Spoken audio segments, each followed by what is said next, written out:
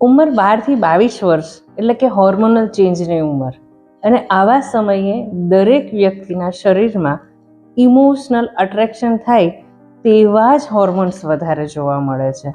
આ બાબતની વિશેષ માહિતી મા બાપે ચોક્કસથી આપવી જોઈએ, કેમ કે આ તો હજારો વર્ષોથી કેટલા બધા પ્રેમ પ્રસંગોની વાર્તાઓથી આપણને સાબિત થયેલી વાત છે કે દરેક વિશ્વના દરેક ખૂણામાં 12 થી 22 વર્ષની જે ઉંમર છે ત્યારે લાગણીનો સ્ત્રાવ વધી જાય છે અને આપણે આકર્ષણ અને પ્રેમના ભોગ બનીએ છીએ.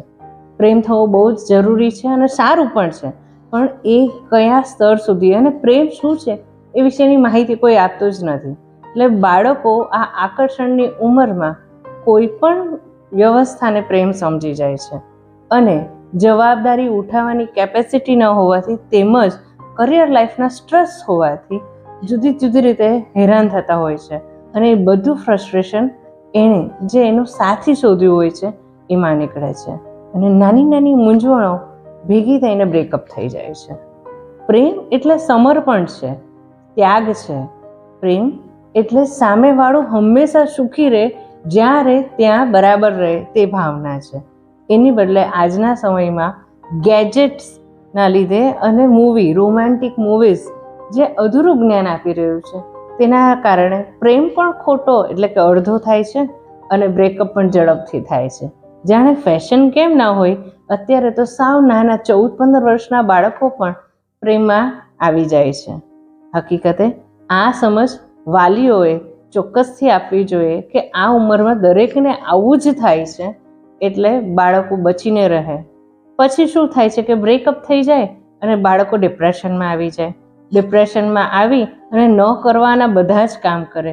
એમની ભણવામાં રુચિ લાગતી નથી અને નથી મિત્રો સાથે બહાર જતા. વધુ ને વધુ ઘરમાં પુરાઈ રહે છે અને જમવામાં અને સૂવામાં ધ્યાન નથી આપતા અને ન સમજાય એવી શરીરની પરિસ્થિતિ બની જાય છે. નથી ભણી શકાતું કે નથી મજા કરી શકાતી. એટલે ધ્યાન રાખવું બહુ જ આવશ્યક છે.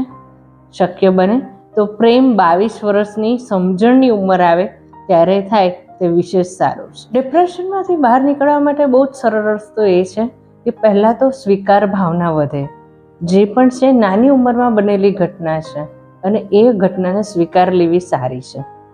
ઘણું બધું લાંબુ જીવન છે, ચોક્કસ ફરીથી નવા વ્યક્તિઓ અને નવા અવસરો મળશે. એટલે સ્વીકારની ભાવના શ્રેષ્ઠ ભાવના છે અને કેટલું પણ ના મન થાય તો પણ નવા મિત્રો સાથે મળવું અથવા તો જૂના મિત્રોને યાદ કરી અને તેમની સાથે હરતા ફરતા રહેવું, એટલે કે સામાજિક જીવનમાં આગળ વધવું અને ખાવા પીવાને સૂવાની જે ટેવો છે એ વ્યવસ્થિત રાખવી જોઈએ, જેનાથી તેમના મનના વિકારો ધીમે ધીમે શાંત થશે અને જીવન આગળ ભવિષ્યના પગલાં બહુ જ સારી રીતે લઈ શકશે. એક દીકરી બેન પ્રેમમાં હતા. 3 વર્ષ સુધી એમને પોતાના બહુ જ ગાઢ મિત્ર સાથે પ્રેમમાં આવ્યા.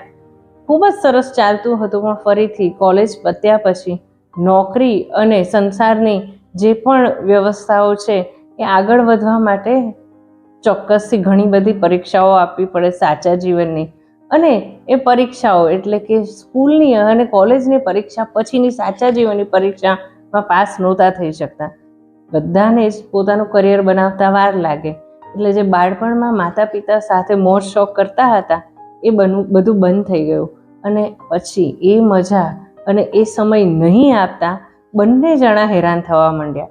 ને ડિપ્રેશનની સિચ્યુએશન ત્યાં સુધી આવી ગઈ કે જો ફોનના મેસેજ બરાબર સમય પર નથી આવતા કે ઇન્સ્ટાગ્રામ કે ફેસબુકમાં પણ મૂકેલી સ્ટોરીઝના રિપ્લાય નથી આવતા તો એન્ઝાયટીના ભોગ બની જાય છે. એમને કંઈ જ સમજાતું નથી ને છેલ્લા કોઈ પણ નશાના આદી થઈ જાય છે. એટલે શારીરિક અને માનસિક બંને રીતે સ્વસ્થતા ગુમાવી દે છે. ચોક્કસથી ધ્યાન રાખવું જોઈએ. નાની ઉંમર છે અને આગળ વધવાના સમયે બીજા કામ ના કરી અને ફોકસ થઈને આગળ વધીએ.